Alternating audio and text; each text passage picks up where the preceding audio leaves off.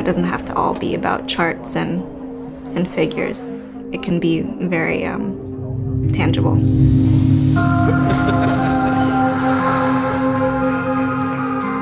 To see artists, farmers, scientists, people in the humanities all coming together, that's part of what we're trying to do, is bring a very diverse group of people together to work on really important issues. Earth Action Initiative reaches out through a multitude of mediums to kind of connect people in a way that hasn't really been done before in graduate student organized efforts.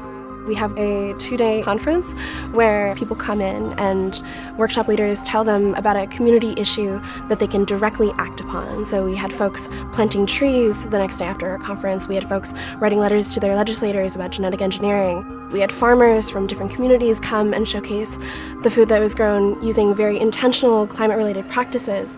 And we also had this beautiful art show in the evening where artists interpreted their take on climate change and climate justice.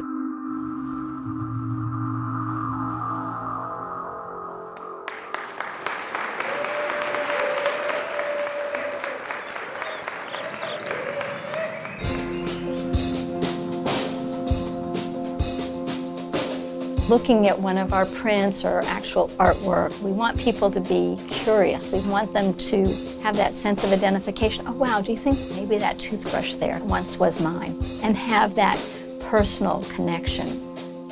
Our prime directive really is to make this stuff as beautiful as we can. That's the most effective change agent in the world. Beauty and joy. Taking a sip of a really amazing wine from a producer who cares deeply about the health of the land that the grapes come from. It's just amazing, and it creates a sense of connection that you don't get anywhere else.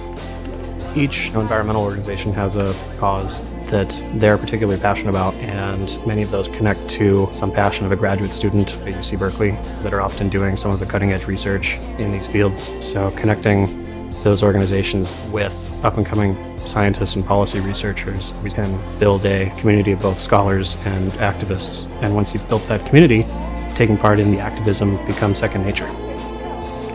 We wanted to reduce the barrier for people to take action and just remind people that it doesn't have to be a major thing. It can be something small.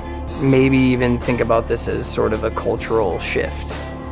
Earth Action Initiative is a vision that creates a lasting legacy. Something like a ripple where it moves out to the community and people embody this idea of looking at interdisciplinary ways to really critically think about our intentional ways of giving back to the community and giving back to our planet.